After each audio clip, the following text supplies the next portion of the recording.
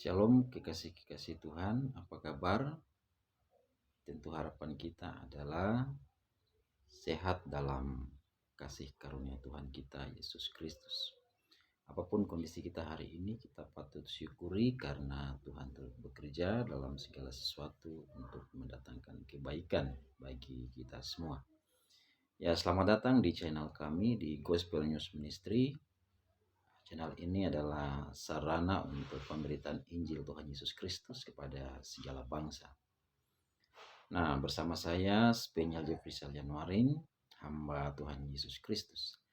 Dalam kesempatan kali ini saya membuat video, yaitu video yang isinya adalah pertanyaan kepada Pendeta Budi Asali dan Pendeta Esra Alfred Soru terkait konsep predestinasi dan limited atonement part 1. Artinya bagian pertama, ada pertanyaan-pertanyaan di bagian berikutnya yang akan saya buat juga. Ya, baik, sebelum saya bertanya atau menunjukkan pertanyaan saya di tahap di bagian pertama ini, apa latar belakang dari pertanyaan-pertanyaan yang akan saya ajukan kepada kedua bapak ini. Latar belakangnya adalah ketika saya mengikuti atau menyimak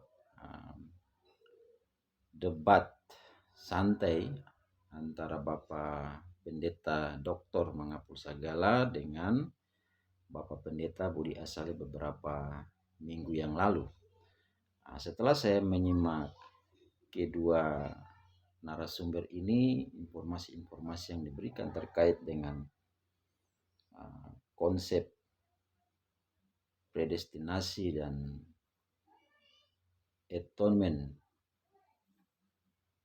limited atau limited atonement, yaitu penebusan terbatas dan penentuan sebelumnya. Saya melihat ada beberapa ganjalan yang saya rasakan dan pertimbangan hati nurani, dan juga berdasarkan perenungan firman Tuhan dari perjanjian lama bahkan perjanjian baru, sehingga saya menjadi tidak begitu yakin dengan konsep limited atonement. Nah, maka saya ingin mau bertanya dalam kesempatan kali ini. Baik, kita masuk saja ya pada pertanyaan yang pertama, yaitu apa definisi orang pilihan menurut pemahaman Bapak berdua terkait dengan konsep predestinasi limited atonement. Sebab yang saya pahami bahwa orang pilihan memiliki dua makna. Secara harfiah, orang pilihan adalah umat pilihan, yaitu bangsa Israel secara jasmani. Secara rohani, umat pilihan adalah orang percaya baik Yahudi maupun Yunani atau bangsa-bangsa lain. Artinya bahwa umat pilihan atau Israel jasmani belum tentu adalah orang percaya. Sedangkan orang percaya baik Yahudi maupun non-Yahudi sudah pasti adalah orang pilihan.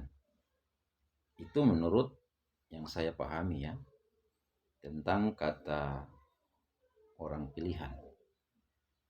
Itu yang pertama. Yang kedua, konsep limited atonement yang dianut oleh Bapak berdua dikaitkan dengan makna orang pilihan secara harfiah atau rohani. Ya. Pertanyaan yang ketiga, jika konsep limited atonement predestinasi dikaitkan dengan orang pilihan secara harfiah atau secara jasmani, berarti jelas bahwa penebusan hanya berlaku bagi orang-orang percaya dalam konteks Israel secara jasmani. Dan yang bukan Israel jasmani atau bangsa-bangsa lain telah ditentukan untuk binasa, termasuk Bapak Pendeta Budi Asali dan Pendeta Esra Soru, karena Bapak berdua bukan orang pilihan dalam arti jasmani. Nah, pertanyaannya adalah, apa gunanya iman Bapak berdua? Toh yang diselamatkan adalah orang-orang pilihan dalam konteks bangsa Israel secara jasmani.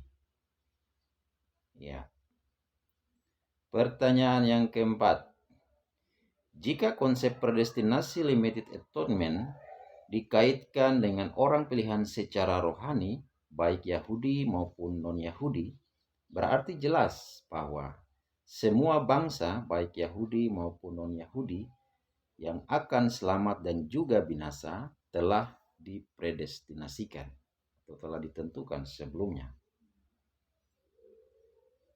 Pertanyaannya adalah, apakah manusia diselamatkan dan atau dibinasakan bukan karena percaya atau tidak percaya, artinya menggunakan kehendak bebasnya, atau karena dipredestinasikan? Pertanyaan berikut, apa tujuan dan manfaat dari pemberitaan Injil kepada semua bangsa sesuai dengan amanat agung Tuhan Yesus? Toh tidak akan mempengaruhi keselamatan dan kebinasan seseorang yang telah dipredestinasikan. Pertanyaan yang berikut, mengapa iblis makin giat untuk menjalankan misinya, yaitu mencuri, membunuh, dan membinasakan? Toh kebinasaan seseorang telah dipredestinasikan. Yang kelima, Lukas 8 ayat 12, yang jatuh di pinggir jalan itu ialah orang yang telah mendengarnya, kemudian datanglah iblis lalu mengambil firman itu dari dalam hati mereka, supaya mereka jangan percaya dan diselamatkan. Ayat di atas menjelaskan bahwa iblis berperan sebagai pencuri firman dari dalam hati orang yang telah mendengar firman, supaya jangan percaya dan diselamatkan.